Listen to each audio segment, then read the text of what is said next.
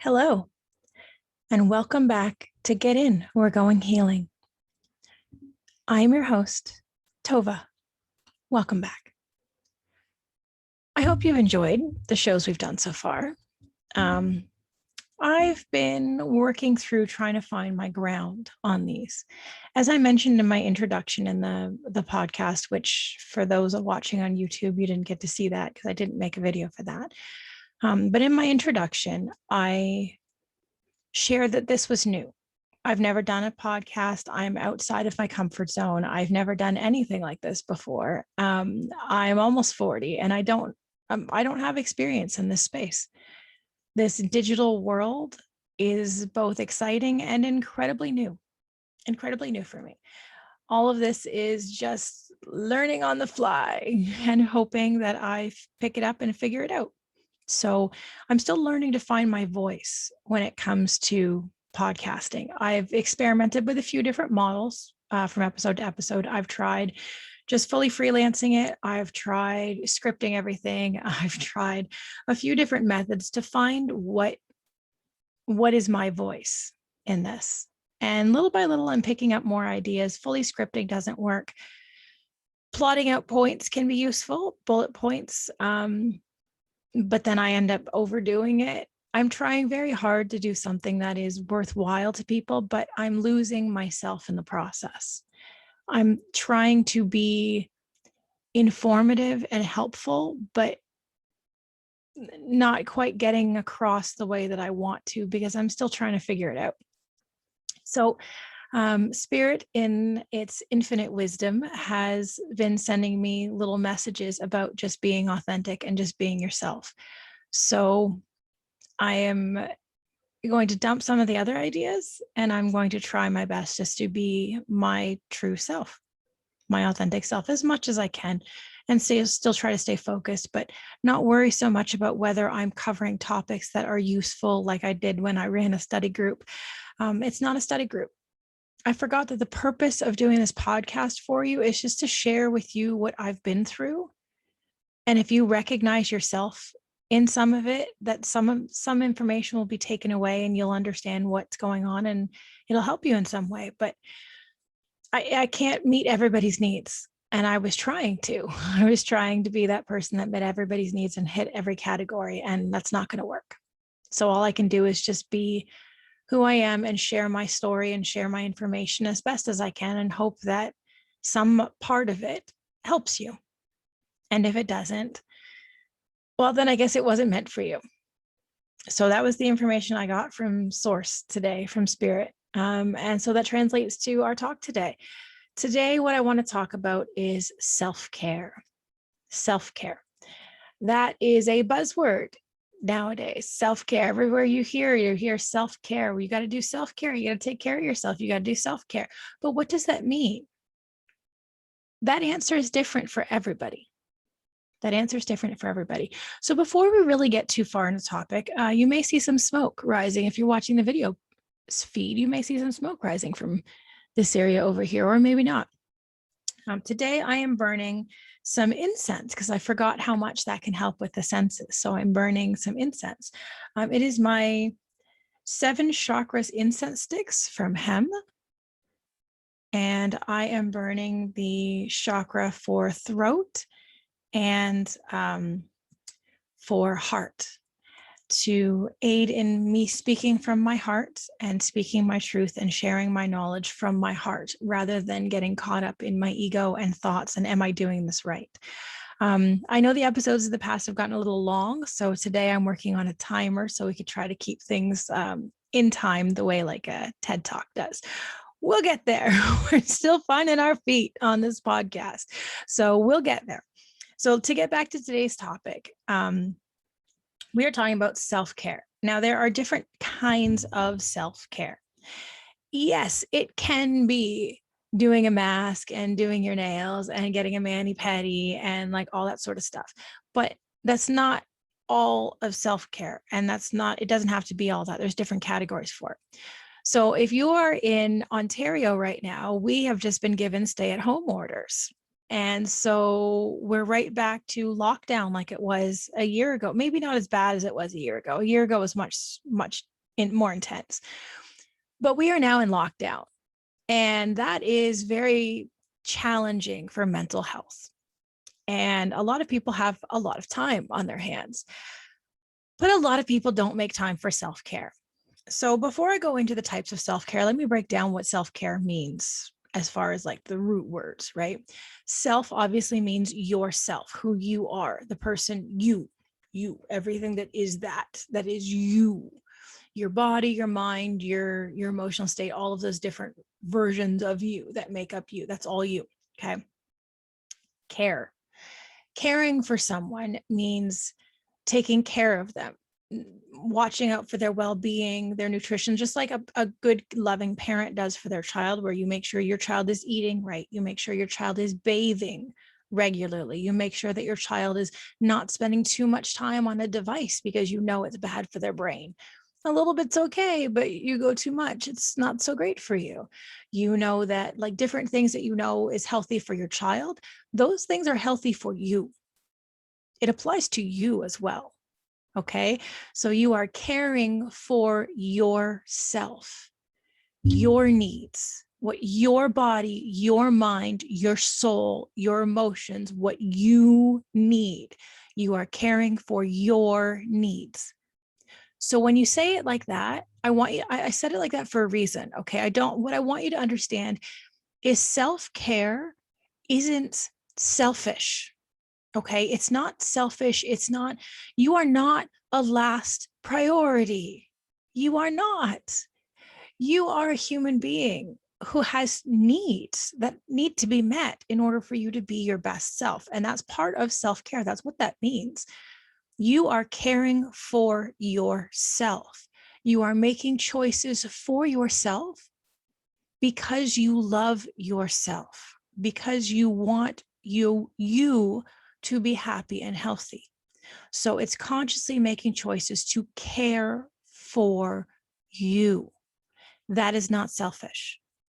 Is it selfish to care for your partner and make sure that your partner has clean clothes or has food, or make sure, not that you should be doing that for your partner because your partner's forgotten. That's a whole nother thing. But when you're caring for, let's say, a small child, or even like an older child as you're working through, and they may forget after a couple of days, they're starting to get a little ripe, and you may have to remind them, you got to go take a shower. You need to wash your body and clean up. You need to wash your hair. You need to take a break from social media. You need to take a break from the iPad, the cell phone, the whatever devices your children may be using. I don't judge. My kid sits on an iPad sometimes too, because sometimes mom just needs a break, and that's fine. Like, you do what you got to do to get through your day. Ain't no judgment here. Okay.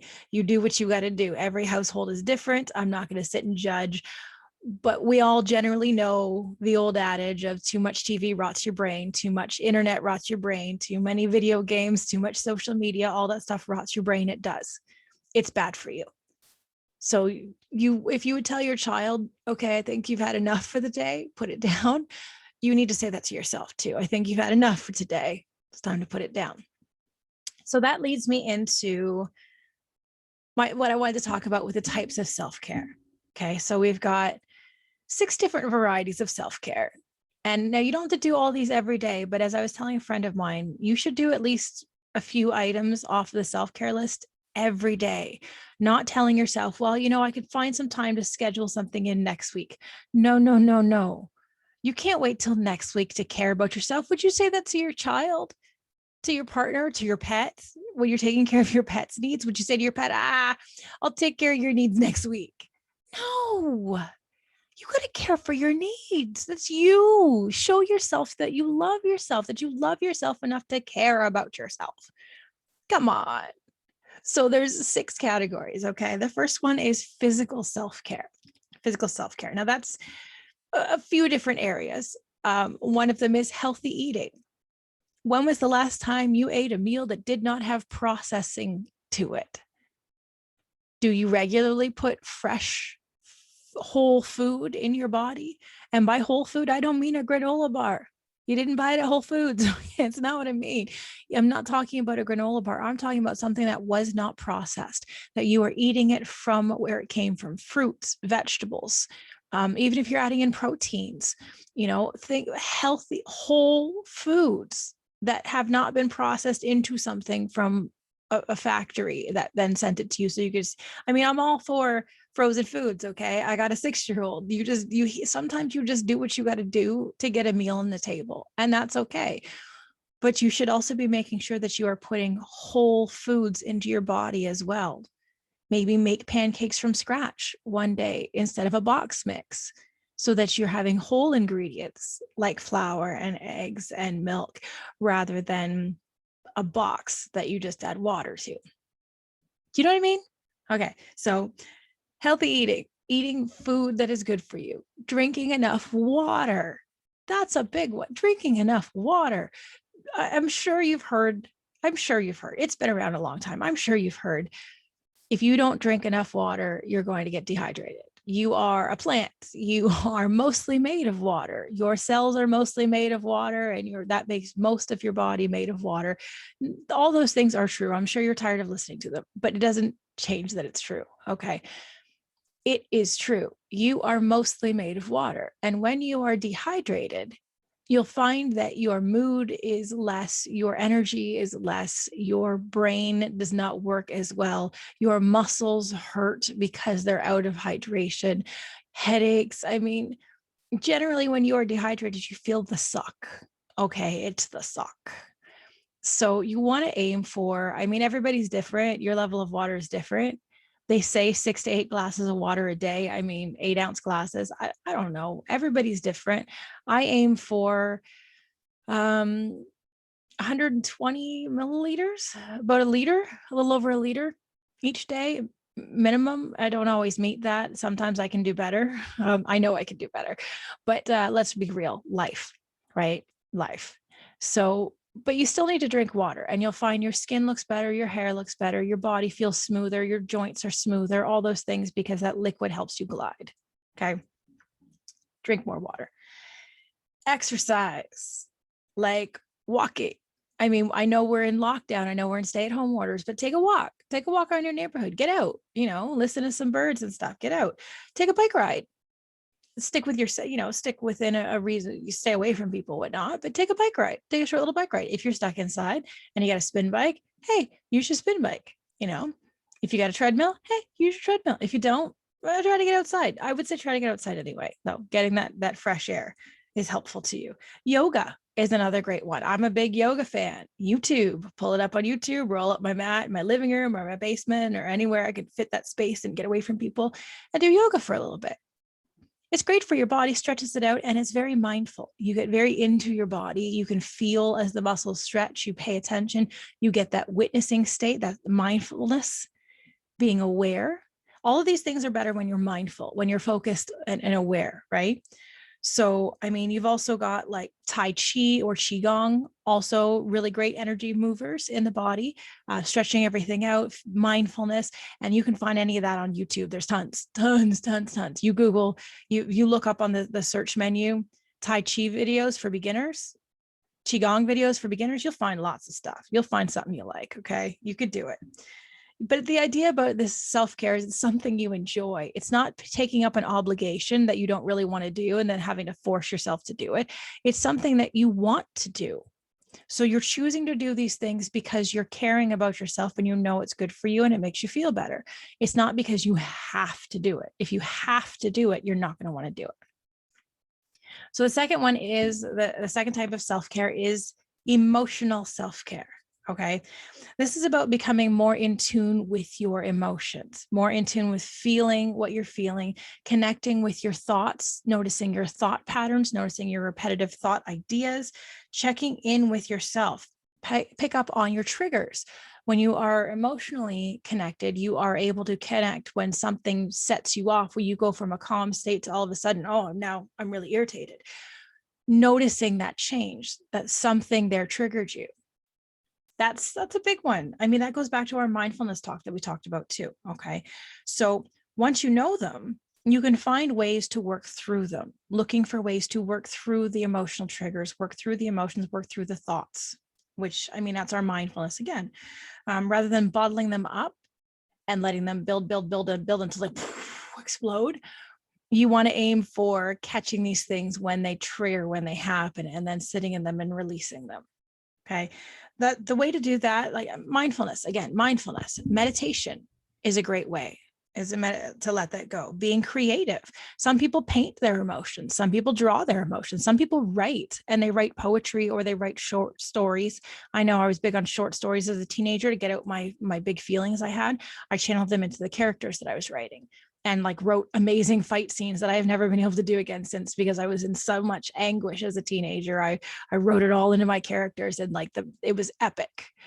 But that was my outlet for letting go. That was my emotional self-care. So writing can be it. Journaling can be it.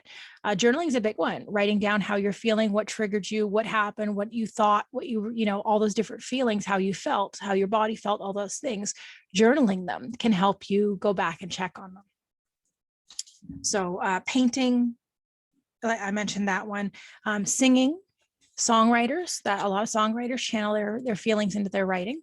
You can also cook. If you're someone who likes to cook, maybe what you need to do is knead some bread and like pound that bread and work out your aggression in the bread. I mean, there's lots of ways to let your triggers release. Working out, boxing. We have a boxing heavy bag in the garage to like beat up when you're mad. You know, channel it, right?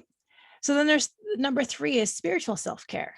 Okay. That's connecting with nature, finding inner peace, when you're seeking meaning in life, what your purpose is, what your spark is. If you've been watching Soul, like I have, which I absolutely adore, that Pixar movie, Soul, your purpose, your spark, the thing that makes you feel good, that's part of your spiritual self, discovering what that is, looking for your spark. What is it that makes you feel good? What brings you that exhilaration in life? For me, this podcast does it. One of the things that brings me exhilaration in life is helping others. I enjoy helping others. I enjoy seeing other people be better to get through the things they are going through. I used to do a lot of these talks when I did my massage practice, and I would listen to what people were saying, and I probably shouldn't have been doing it, but I was giving advice anyway, and like helping people get more in touch with what's sharing some stuff I know that might help them connect with self a little bit better and be a little bit more mindful in their world and help them heal a little bit better. So you can do that. Connecting with nature, as I said, like go for a walk. Go in our area, we have a nature park, Ojibwe Park, that you can go walk through, and you can see animals. You can see, I mean, sometimes you do. Sometimes you see white-tailed deer in there. Sometimes you see turtles in the pond. But it's just to get out and walk among the trees where it's quiet. You're away from your device. You could take your device, but I would recommend put it away and just be with nature. Smell the smells, hear the sounds, see the sights. Be one with nature in that space, right? I mean, you could also do things like helping others, helps you with your spiritual self-care, as well as like donating to charity. Right now with the stay-at-home orders, you can't really volunteer that much anywhere. But I mean, if you really want to get out, they need volunteers at the vaccination clinics. They need volunteers in different places. I mean, lots of places you can help out. I mean, not even that. You could just donate financially if you've got the means to a charity that you like, and that can help you feel good too. Helping others and doing for others, filling their bucket, as it says in the How to Fill Your Bucket book that I read to my child on a regular basis. The idea that everybody has an invisible bucket, and it holds your good thoughts and good feelings about yourself. And when you help others, you fill their bucket and you fill your own bucket. You feel better when you do for others. When you help give someone kindness, you feel better. That's a great way to feel good and to help your spiritual self-care, is doing something to fill someone's bucket. Then you've got your intellectual self-care, doing something that expands your mind.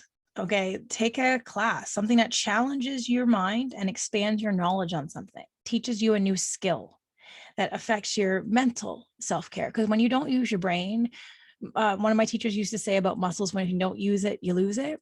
If you don't use your mental power, you actually start to lose some of your capability. when you don't actually do something. So, I mean, one of the ways that there's lots of ways you can expand your intellectual self-care. One of them is expand your knowledge. Take a class, learn a new skill, read a book, read a book for pleasure, but read a book about something that teaches you something new, right?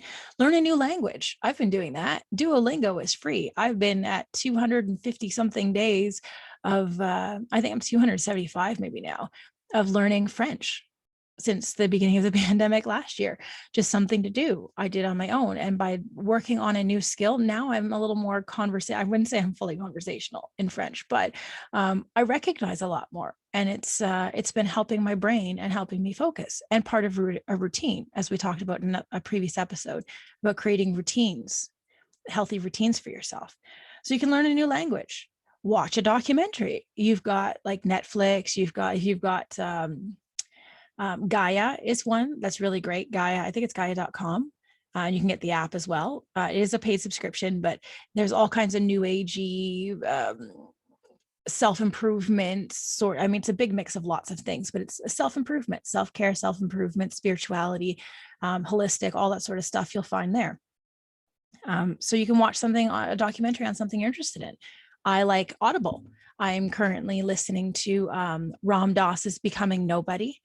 I'm also listening to Super Brain by Deepak Chopra and a neurobiologist, which talks about the connection between the meditation and the neurology of the brain. Super fascinating to me, probably not for others, but I'm kind of a nerd like that. I enjoy my neurology and my neurobiology stuff. So yeah, learn something new, your intellectual self-care. Okay. Then you've got social self-care. Social self-care, because we are human beings, social self-care is something that we need. I'm sure most people have figured that out during this pandemic. We are social beings. Even those who are introverts are having a difficult time. An introvert, of course, being somebody who prefers time alone and can enjoy time with other people, but prefers time alone. Extrovert being you prefer time with other people. You can handle time on your own, but you get energy from being around people. Introverts get energy from being alone. Even introverts who prefer being alone had a tough time with the isolation in the pandemic. And here we are again in our stay-at-home orders for lockdown. So this is something that is going to be challenging for people. Social self-care is going to be a really hard one. That's things like spending time with other people, spending time with people you love, connecting with new people and new groups. You may not be able to do it in person, but that's where we've got the advantage of virtual.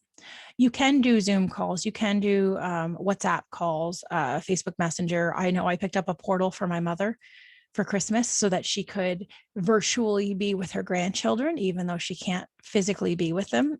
We picked up a portal for my son as well, so that he could do his funny little dances he likes to do in front of family and show off his toys to somebody who's not me. And to show off the drawings to somebody who hasn't seen them 5 times in the last 5 minutes. Yeah, that parents know. I mean, even Facebook groups to connect with like-minded people. Find a group that believes in something that you believe in. I mean, I hope that what you're believing in is something wholesome and like in good and not going to be like, racially motivated or like harmful to other people. You do you. Okay, but following like the ideas of do no harm to others, do unto others what you wouldn't have them do unto you, do no harm. I hope whatever group you're joining is doing no harm to other people. But finding a group of like-minded people that you can connect with, your internet group, your social tribe, I guess. I don't want to be offensive. I can't keep up with what's offensive nowadays. Please don't get mad at me if you take the term social tribe offensive. I can't keep up, yo. There's so much going on all the time, and I'm cutting back on social media. So, and that goes back to mental self-care too. Take a break, unplug, take a break from social media, take a break from the internet, take a break. That's part of self-care. Take a break. Okay. So social stuff, you can get together with a group virtually. You could do Zoom calls. You could do phone calls. I get it's not the same thing, but you got to make do where you can, and you do need social interaction. So at least that will give you something, right? When the stay-at-home orders are lifted, you could do a socially distanced visit with masks, that sort of thing, whatever you need to do, right? And then we've got our last one is sensory self-care. This is why I'm burning incense today. Sensory self-care connects to your senses. And just as a reminder, I'm sure everybody remembers, but I'm going to remind you anyway, just so that we can, for continuity, your sight, your sound, your taste, your smell, and your touch. I mean, then you get the sixth sense of like spirituality, but we're not going to talk. Well, we did talk a bit about that. But the sensory self-care. So light a candle or incense, a candle that you like the smell of, or incense you like the smell of, waft some incense my way, because that connects with your sense of smell, and that can affect your well-being. Just smelling a candle you like can help you feel more yourself and more connected. Listening to music that you like. I've been doing that a lot during this pandemic, like just taking some time, put some headphones in, turn on music I like on Spotify, and just crank it up. Sometimes I've listened to just drumming. I miss my drum circles that I used to really love going to and getting lost in. And I miss that, but I also miss the feeling of playing the drum. So sometimes I will take out my drum in my garage and just listen to the drums and play along with it and just get lost in it. That sensory. So now I'm picking up the sense of touch as well as the sense of sound, right? Eating a food that you really like, get your taste buds involved, right? Be mindful while you're eating. Feel the food on your tongue, feel the taste, really explore the taste with your taste buds, really be present with your food, connect with your sense of taste. How does it feel on your tongue? How does it feel being swallowed? How does it feel going down? What are the senses? What taste buds are you kicking on?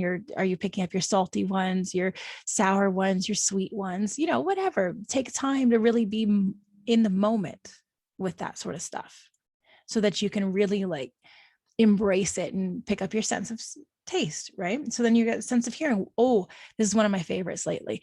Earthing, barefoot walking on the grass.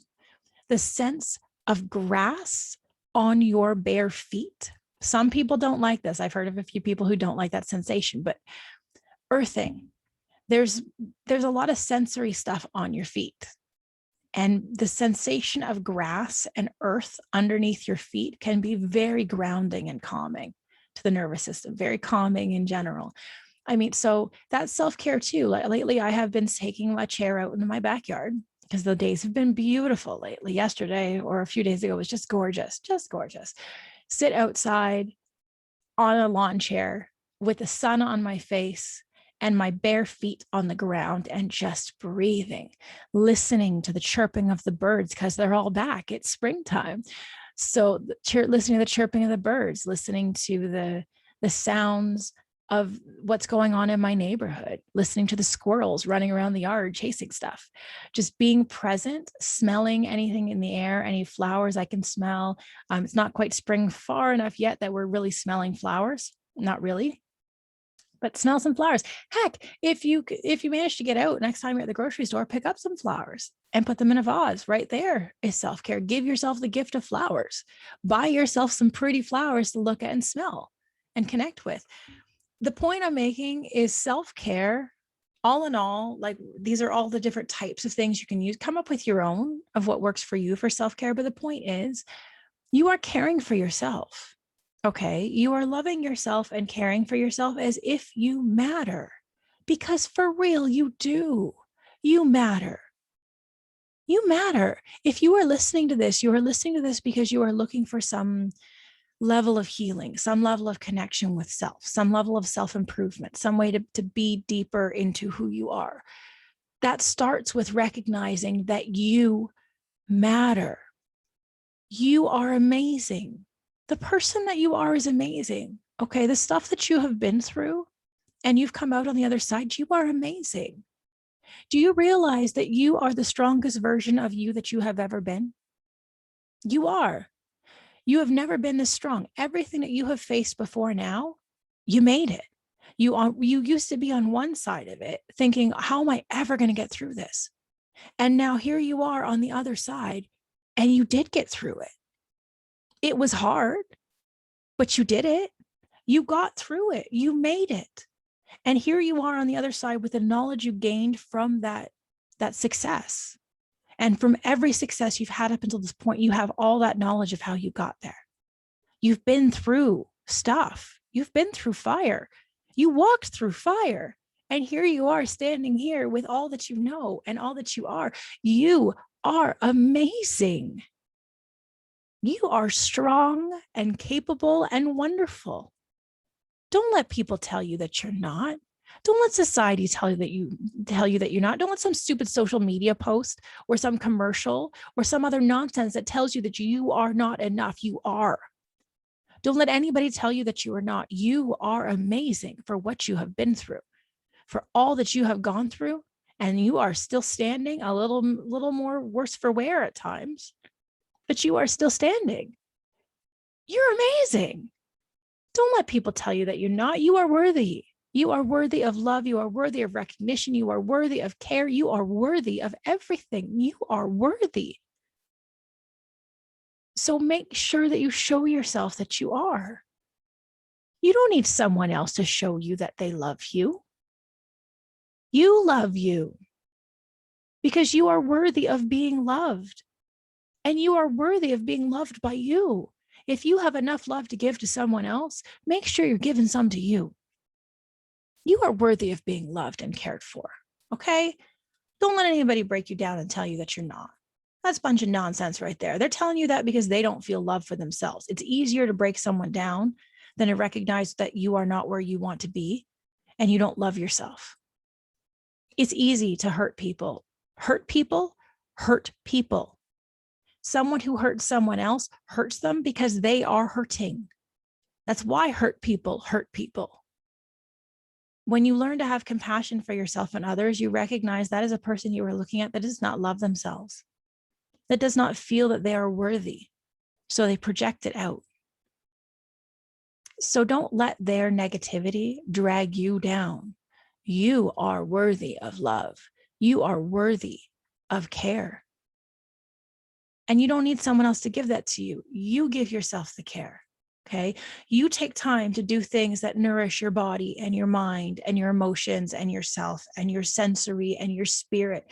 Do things that nurture you and make you feel better because you are freaking worth it. Quit selling yourself short. Love you. Take time for you. And anyone who tells you that you are being selfish is someone who also needs time for themselves. People are often very critical when their needs have not been met, and they become quite resentful of other people meeting their own needs because their needs haven't been met. So if you see someone who's telling you that when you take time to meet your needs, that you are being selfish, understand that that's a person. You are looking at a person who has not met their own needs and is hoping that someone else will meet them. And when someone else doesn't, their response is, my needs don't need to be met, and neither do yours. Don't let them tell you that nonsense. Take care of you, love you, make time to care for yourself. You are worth it. Okay? And I love you, fellow human. Don't you sell yourself short. Nah, we ain't having that. Okay? So to build off of that, I'm going to pull a Dear Self prompt card for your journaling. Those who are opting for the side of journaling to help with your self-care. I'm going to pull a Dear Self. As I said last time when I pulled it, it's from Tarisha Clark at the I Am Media Company. You can find them at iamandco.com. Show you the box here, Dear Self prompt cards. We're going to give them a little shuffle, have one come out, and then share what it says. Look at that one. That one just came out. This one is card number 16, and it says, my perception is my truth. Since there are so many ways to look at a situation, I can see blank as blank, or I can see blank as blank. So if I were to fill that in, I would say my perception is my truth. Since there are so many ways to look at a situation, I can see my lot of talking and my constant flapping of the gums, as many people have said to me, as a gift. Or I can see my talking as a curse. I choose. My perception is my truth. Let me hold that up for those who are watching. My perception is my truth. Okay, this is a good one for your journal. Look at something that you consider to be maybe possibly a negative trait, look at it and say, I can see it as this, or I can see it as that. Okay. And we're going to do one more final card pull. This is from the same company, I Am and Co. I Am Media, the I Am Everything affirmation card deck, because I really love these. So I'm going to pull one of these as well. This company is wonderful. I really enjoy their inspirational cards. So I'm going to see what comes up.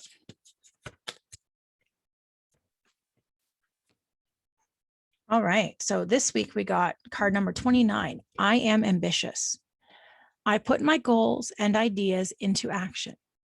I take a leap of faith and I believe in myself. When I put my heart's desire into action, it is for the good of all of those involved. I am ambitious. Beautiful card. I am ambitious.